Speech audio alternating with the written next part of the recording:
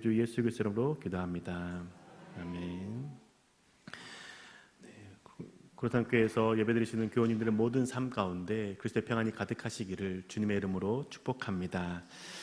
오늘은 어버이 주일입니다. 그리고 어버이 주일이면서 소풍 오는 날로 지키고 있죠. 그리고 우리 아이들 교회 학교는 새 친구 초청잔치를 진행하고 있습니다. 그래서 예배드리시고 나서 함께 식탁 교제를 나누고 또한 레크레이션 하는 동안에 새로운 얼굴들이 보인다면 반갑게 먼저 가서 인사해 주시고 환영해 주시면 좋겠습니다. 어버이 주일을 보내면서 부모님을 생각한다면 여러분은 어떤 부모님의 모습이 떠오르십니까? 무서웠던 부모님을 기억하는 분도 계실 겁니다. 그래서 두려운 마음이 올라오기도 하죠. 편애하는 부모님으로 인해서 서운한 마음, 미운 마음이 올라오기도 합니다. 또 어떤 분은 사랑이 많고 지극히 다정한 부모님 밑에 자란 덕분에 부모님을 생각하면 감사의 마음, 그 마음이 올라오기도 하죠. 각자 부모에 대해서 다른 생각과 기억을 가지고 살아가게 됩니다. 그런데 그런 다양한 기억들 속에서도 주님께서 우리 가운데 어떻게 부모를 대해야 되는지 말씀하시죠. 10계명의 5번째 계명을 통해서 내 부모를 공경하라라고 말씀하십니다. 공경하라라고 번역된 히브리어의 단어의 의미는 무겁게 여기다라는 의미가 있습니다. 부모를 사랑하라라고 말씀하시는 것도 아니고 부모를 존경하라라고 말씀하시지도 않고 부모를 무겁게 여기라라고 말씀하시죠. 무겁게 여기는 것이 무엇일까요? 이 단어가 사용된 성경 구절을 통해서 쉽게 이해할 수가 있습니다. 사무엘상 2장 30절 하반절의 말씀입니다. 나를 존중히 여기는 자를 내가 존중히 여기고 나를 멸시하는 자를 내가 경멸하리라. 이 말씀은 하나님께서 사무엘에게 하셨던 말씀입니다. 하나님을 존중히 여기는 자를 존중히 여기고 하나님을 멸시하는 자를 내가 경멸하겠다라고 말씀하시죠. 그런데 여기서 하나님을 존중히 여긴다라고 번역된 단어가 부모를 공경하라라고 했던 단어와 동일하게 사용됩니다. 즉 부모를 공경한다라는 것, 존중히 여기는 것이죠. 부모의 존재를 무겁게 여기는 것, 공경하는 것임을 우리 가운데 말씀해 주시는 겁니다.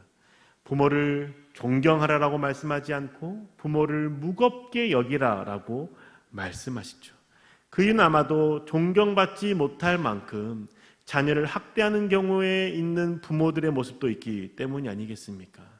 자신의 상처와 아픔을 회복하지 못하고 그 쓴뿌리를 가진 그대로 자녀에게 똑같이 대하는 그 모습들로 인해서 자녀의 마음이 찢어지고 아픔 가운데 부모를 존경할 수 없는 상황 가운데 있는 자녀들에게도 그럼에도 불구하고 부모를 공경하고 부모를 존중하라라고 말씀하시죠. 왜 공경하고 존중해야 할까요?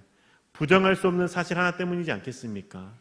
나의 생명이 부모로부터 왔기 때문이 아니겠습니까? 창조자 하나님께서 나를 이 땅 가운데 보내실 때에 부모를 통해서 우리를 이 땅 가운데 보내셨다는 겁니다. 그리고 내가 지금 살아 숨쉬고 있다라면 그 부모가 지금 나에게 어떻게 대하는 것과 상관없이 내가 아주 어렸을 때 기억조차 하지 못하는 그때에 나를 먹이고 나를 살피고 나를 입혔기 때문에 살아있다는 것이죠. 그 부모의 손길이 있기에 살아있을 수 있는 것이고 그러기에 나의 생명이 지금 이곳에 있는 그 은혜가 하나님의 은혜이기도 하지만 부모를 통해서 실현된 것이니 부모를 존중하며 공경하라라고 말씀하시는 것이죠. 그런데 그 하나님을 생각하지 못할 때에 부모를 존중하지 못하고 공경할 수 없는 것이죠. 지금 당장 내 눈에 보이는 부모님의 그 모습 때문에 내 마음이 상하고 힘들기만 해서 부모를 공경하지 못하는 겁니다. 그러면 우리는 어떻게 그 삶 가운데에서 하나님을 발견하고 부모에 대한 우리의 마음을 새롭게 할 수 있을까요? 오늘 말씀을 통해서 함께 살펴보기 원합니다. 오늘 말씀은 예수님께서 성경에서 가르쳐 주시는 말씀입니다. 그런데 그 시작이 예수님께서 대답하여 이르시되라고 말씀하시죠. 예수님께서 무엇에 대답하여 무엇에 이르시는 걸까요? 이 말씀을 이해하기 위해서는 오늘과 동일한 본문이 기록되어 있는 마태복음의 말씀을 살펴봐야 합니다. 마태복음 22장 41절과 42절의 말씀입니다. 마태복음 22장 41절과 42절의 말씀 읽어드리겠습니다. 바리새인들이 모였을 때에 예수께서 그들에게 물으시되 너희는 그리스도에 대하여 어떻게 생각하느냐? 누구의 자손이냐? 대답하되 다윗의 자손이니이다. 예수님께서 바리새인들, 서기관들에게 물어보시는 겁니다. 너희는 그리스도에 대해서 어떻게 생각하느냐? 라고 질문하신 것에 대해서 바리새인들이 대답한 것이죠. 다윗의 자손입니다. 이 말을 들은 주님께서 그들에게 왜 서기관들이 그리스도가 다윗의 자손이라고 말하는지에 대해서 가르쳐 주시는 겁니다. 그러면 주님은 왜 서기관에게 먼저 그리스도에 대해서 어떻게 생각하느냐라고 질문하신 걸까요? 그 이유는 서기관들이 그리스도를 온전히 알고 하나님 나라를 소유하는 자가 되기를 원하셨기 때문입니다. 그 주님의 마음을 이해하기 위해서는 지난주의 말씀과 함께 생각해 봐야 됩니다. 지난주에 서기관, 즉 바리새인이 예수님께 와서 질문했죠. 그 많은 율법들 중에서 무엇이 첫째고 무엇이 뜸이 됩니까? 라고 질문합니다. 그때 예수님께서 하나님을 사랑하고 이웃을 내 몸과 같이 사랑하라 라고 말씀하셨습니다. 그 대답에 바리새인이었던 서기관이 이렇게 대답하죠. 마가복음 12장 32절과 33절의 말씀입니다. 서기관이 이르되 선생님이 옳소이다. 하나님은 한 분이시요 그 외에 다른 이가 없다 하신 말씀이 참이니이다. 또 마음을 다하고 지혜를 다하고 힘을 다하여 하나님을 사랑하는 것과 또 이웃을 자기 자신과 같이 사랑하는 것이 전체로 드리는 모든 번제물과 기타 제물보다 나으니이다. 예수의 말씀에 대해서 옳습니다 라고 말하고 하나님을 사랑하고 이웃을 사랑하는 것이 모든 번제물을 드리는 것보다 옳습니다, 낫습니다 라고 대답하죠. 이 대답을 들으신 주님께서 그 대답을 기뻐하셨습니다. 그리고 하시는 말씀이 하나님 나라에 가까이 이르렀다라고 말씀하시죠. 하나님 나라에 가까이 이르는 그를 위해서, 그가 하나님 나라에 온전히 들어가게 하시기 위해서 그리스도에 대해서 어떻게 생각하는지에 대해서 질문하신 겁니다. 하나님 나라에 들어갈 수 있는 유일한 길, 예수 그리스도로 말미암아, 그리스도로 말미암아 하나님 나라에 들어갈 수 있으니 그리스도에 대해서 잘못 생각하고 있는 그 마음들을 깨닫게 하시고자 바르게 가르쳐 주시기 위해서 그리스도에 대해서 어떻게 생각하느냐라고 질문하셨던 것이죠. 서기관들은 그리스도가 다윗의 자손, 인간으로만 생각했습니다. 다윗의 자손으로 오신 그분이 다윗의 왕국을 세워 영원히 이르게 하실 거라고 믿었기 때문입니다. 왜냐하면 성경에 그렇게 기록되어 있기 때문이죠. 사무엘하 7장 12절과 13절의 말씀 세번 성경을 읽어드리겠습니다. 너의 생애가 다하여서 내가 너의 조상들과 함께 묻히면 내가 내 몸에서 나올 자식을 후계자로 세워서 그의 나라를 튼튼하게 하겠다. 바로 그가 나의 이름을 드러내고 집을 지을 것이며 나는 그의 나라를 왕위를 영원토록 튼튼하게 하여 주겠다. 서기관들은 이 말씀을 기억하는 것이죠.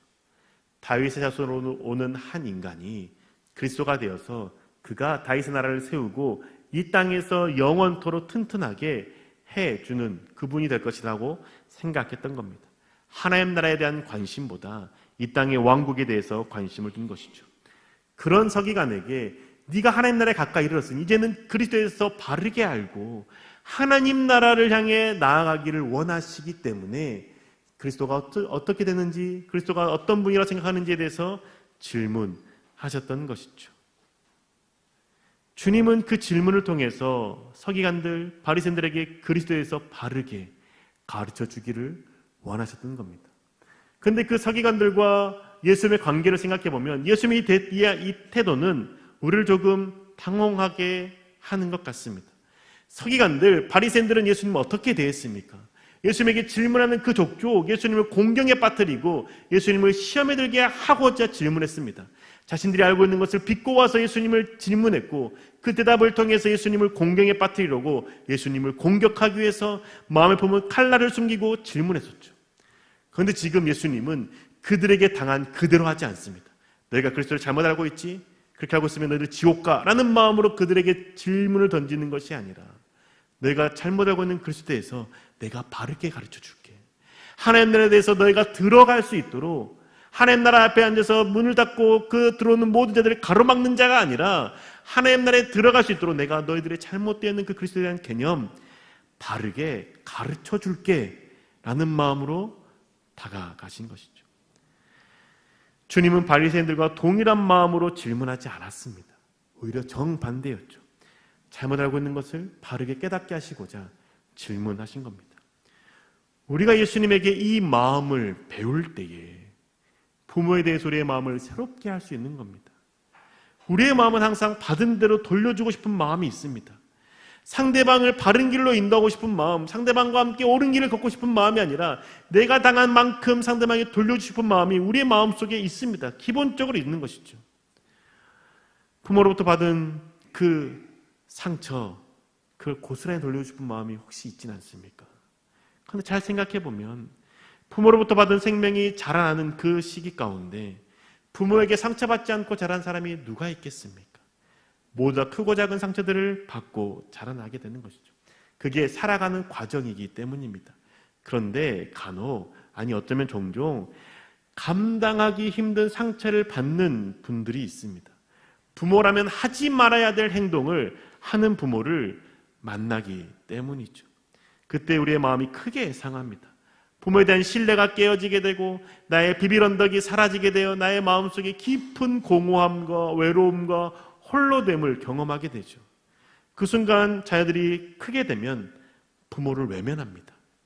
내가 받은 상처 가슴 깊이 묻어두고 부모에게 안갚음하려고 하는 것이죠. 그런데 그러한 마음이 올라오려 할 때에 예수님께서 어떻게 행동하셨는지 우리는 생각해 봐야 된다는 겁니다. 예수님은 자신을 향해서 공격하고 항상 시험에 들게 하며 칼을 들이밀는 그 바리새인들을 향해서 똑같이 대하지 않고 그들에게 안갚음하지 않았습니다. 그들이 그리스도에 대해서 바르게 알고 하나님 나라에 들어갈 수 있기를 소망하는 마음으로 바르게 가르쳐주고자 질문했던 것이죠. 그 마음이 우리 가운데 있어야 된다는 겁니다. 내가 받은 상처에 집중하는 것이 아니라 하나님 나라에 집중하는 것이죠. 우리가 그럴 때 부모에 대해서 바르게 대할 수 있는 건 아니겠습니까?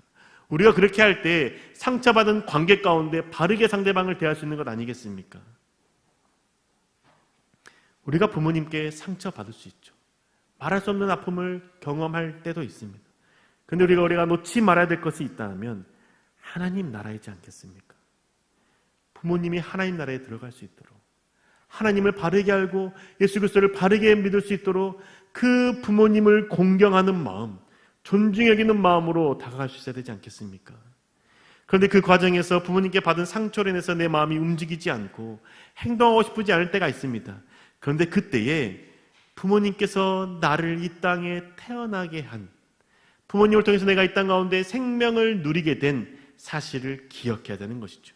그리고 내가 기억나지 않는 그 어린 순간, 그 어린 시절 부모님이 나를 키우기 위해서, 나를 살리기 위해서 자신의 시간과 에너지와 마음과 재정을 쏟아서 내가 지금 살아있다라는 것을 생각할 때 지금의 부모님의 그 모습이 아니라 내가 기억하지 못했던 그 모습으로 인해서 부모님을 존중히 여기며 무겁게 여길 수 있는 것이죠.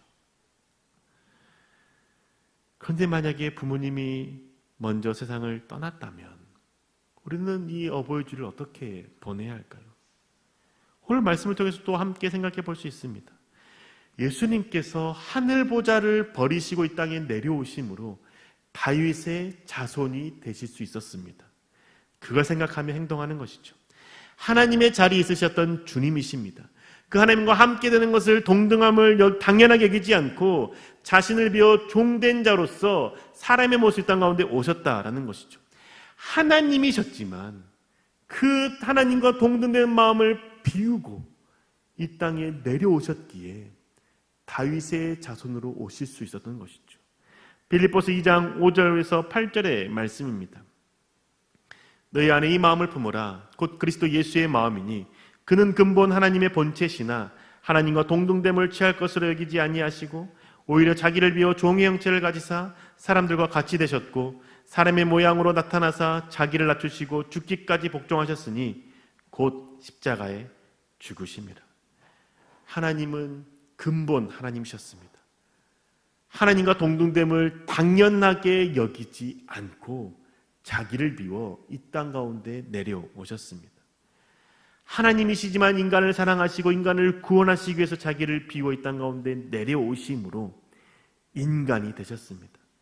인간이 되셨기에 다윗의 자손으로 이 땅 가운데 오실 수 있었던 것이죠. 그런데 그 주님은 다윗의 자손으로만 오시는 분이 아니라 원래 하나님이셨습니다. 다윗이 주님이라고 고백하는 존재 하나님이셨던 것이죠. 시편 110편 1절의 말씀입니다. 여호와께서 내 주에게 말씀하시기를 내가 내 원수들로 내 발판이 되게 하기까지 너는 내 오른쪽에 앉아있으라 하셨도다. 다윗이 여호와께서 내 주에게 말씀하신다라고 고백합니다. 여호와는 그 당시에 하나님 한 분이지 않습니까? 그때 당시에는 하나님은 한 분만 생각했던 때였습니다. 하나님 외에 다른 분은 생각하지 않았던 때였고 예수라는 분도 생각하지도 못했던 때였습니다. 그때의 다윗은 성령 하나님의 감동으로 말미암아 하나님께서 내 주 예수 그리스도를 주라고 고백하게 했다는 것이죠. 예수님은 이 말씀을 근거로 하여서 다윗이 그러면 어떻게 그리스도를 주라고 했는데 그 그리스도가 다윗의 자손이 될 수 있느냐라고 가르치시는 겁니다. 마가복음 12장 37절의 말씀입니다. 다윗이 그리스도를 주라 하였은즉 어찌 그의 자손이 되겠느냐 하시니 많은 사람들이 즐겁게 듣더라. 다윗이 그리스도를 주라고 불렀으니 그리스도는 다윗의 자손이 될 수 없다고 했고 말씀해 주시는 것이죠. 다윗이 있기 전에 이미 그리스도 하나님이 계셨다라는 겁니다. 그런데 이 진리를 바리새인들 쉽게 깨달을 수 있었겠습니까? 없었죠. 그때 당시에 하나님이 인간이 된다는 개념 자체는 생각할 수 없었던 때였습니다. 그런데 주님께서는 그럼에도 불구하고 이 말씀을 하시는 이유는 그러면 다윗이 어떻게 그리스도라고 내 주라고 고백할 수 있었지? 다윗의 자손으로 오는 그리스도가 있다면 어떻게 그 다윗의 자손이고 후손인 그 분을 향해서 다윗이 내 주님이라고 고백할 수 있었지? 그것을 생각하고 또 생각하고 또 생각하기 원하셨던 겁니다. 서기관으로서 말씀을 연구하고 가르치는 그 서기관으로서 그것을 생각하고 고민할 때 그 시간들 속에 예수 그리스도께서는 이제 십자가 달려 죽으시고 부활하시기 때문이시죠. 예수님 말씀을 하신 다음 3일 뒤에는 십자가에 달려 죽으십니다. 서기관이 그 모습에 대해서 고민하고 연구하는 그 시기 가운데 예수님 십자가에 달려 죽으시고 부활하심으로 그리스도가 주가 될 수 있음을 가르쳐 주시는 것이죠. 디모데후서 2장 8절의 말씀입니다. 내가 전하는 복음으로 다윗의 자손으로 나시고 죽은 사람 가운데 살아나신 예수 그리스도를 기억하십시오.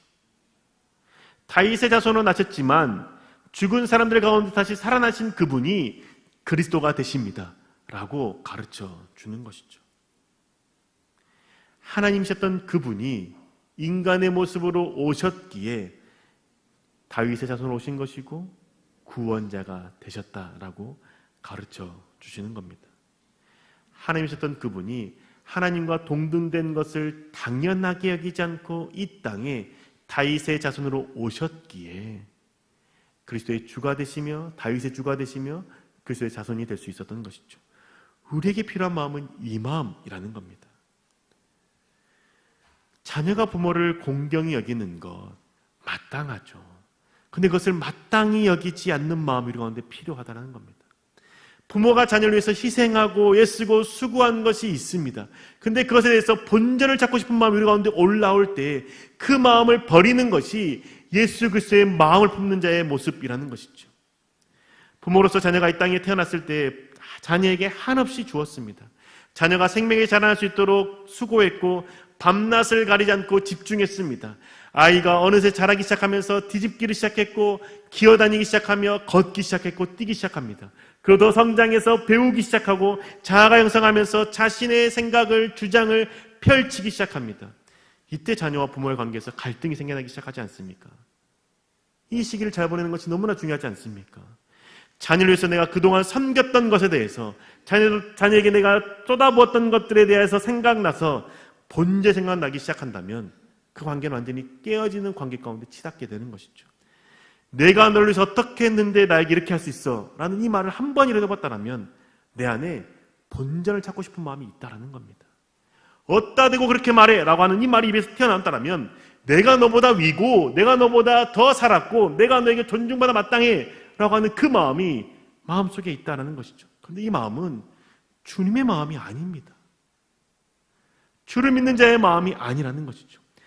본전을 찾고 싶은 마음이 아니라 그리스도의 마음이 필요한 것이죠. 하나님이셨던 그분이 하나님과 함께 있는 것이 당연함에도 불구하고 인간이 자신을 섬기고 복종하는 것이 마땅함에도 불구하고 그 마음을 비우고 종된 자로서 땅 가운데 내려오셨기에 다윗의 자손이 될 수 있었고 우리의 구원자가 될 수 있었던 건 아니겠습니까? 주님 우리 가운데 가지러 왔는 마음이 이 마음이라는 것이죠. 부모로서 자녀를 사랑하고 섬겼던 것은 하나님 아버지의 그 사랑을 받은 자로서 마땅히 흘려보내는 것이죠.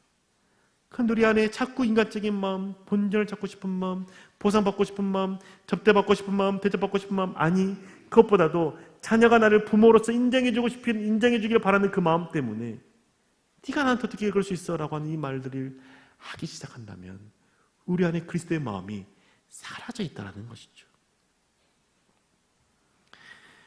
내가 상대방보다 낮은 자리에 있다고 생각하면 상대방의 그 어떤 태도도 어떤 행동도 나에게 전혀 문제가 되지 않습니다. 내가 상대방보다 더 낮은 자리에 있다고 생각한다면 상대방이 나에게 어떻게 대하든 무슨 말을 하든 어떤 취급을 하든 그건 전혀 나에게 상처나 아픔이나 문제가 되지 않습니다. 왜냐? 그럴 수 있다고 생각하기 때문인 것이죠. 그런데 문제가 되는 것은 내가 너와 같은 자리에 있다고 생각할 때 혹은 내가 너보다 더 높은 자리에 있다고 생각할 때 내가 너에게 그 더 존중받아 마땅한 자리에 있다고 생각하는 그 자리에 그 마음이 있을 때 그때부터 관계가 깨어지고 마음이 상하게 되고 서로가 어렵게 되는 것이죠. 우리가 그리스도의 이 낮아지는 마음을 가지면 자녀를 존중하고 사랑할 수 있는 것이죠. 그리고 자녀가 어느 성장하기 시작했다면 그 자녀가 나를 발판 삼아 나를 딛고 일어설 수 있는 그 마음을 가질 때 자녀는 하나님 앞에서 바르게 성장할 수 있는 것 아니겠습니까? 그게 그리스도의 마음을 가진 자로서의 삶을 살아가는 저와 여러분의 모습이지 않겠습니까? 이러한 삶을 살아갈 때 그 자녀가 부모의 존재를 무겁게 여기며 공경하며 존중하지 않겠습니까? 우리 예수님께서 다윗의 자손으로 오신 그 마음, 그 낮아지는 마음을 깊이 생각합시다. 자녀된 자나 부모된 자나 예수 그리스도의 마음을 바르게 알고 예수 그리스도를 바르게 믿는 자가 됩시다.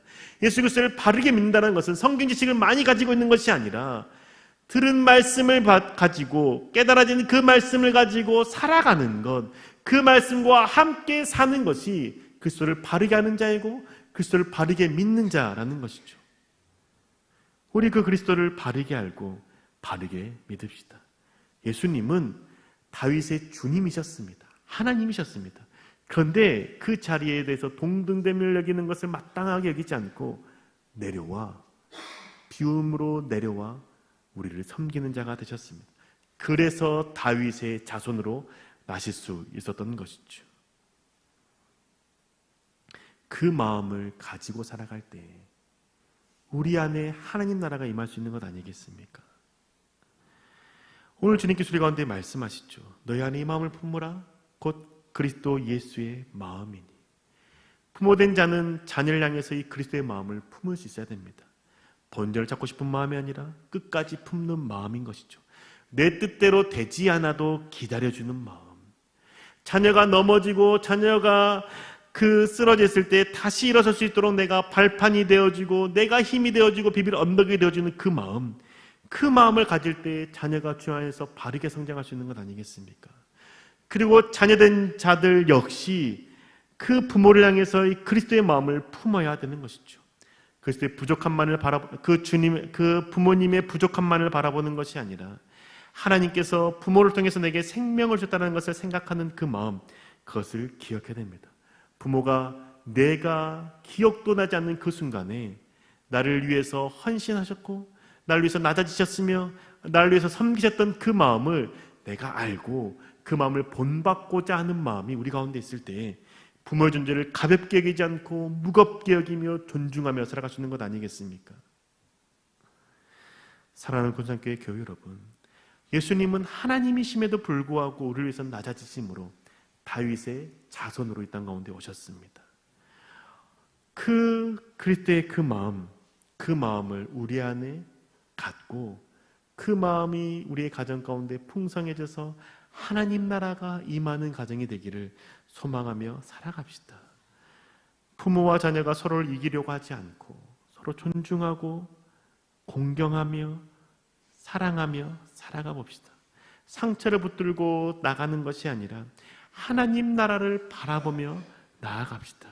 그러할 때 우리 안에 잃어버렸던 하나님의 그 나라가 회복되어질 것이고 우리 가정 가운데 그 에덴 동산의 그 기쁨, 하나님과 함께 누리는 그 놀라운 은혜가 가득하게 될 것입니다. 그 은혜를 누리시는 저 여러분 되시기를 주님의 이름으로 축복합니다. 기도하겠습니다. 하나님, 우리 안에 예수 그리스도의 그 마음을 품게 하여 주시옵소서.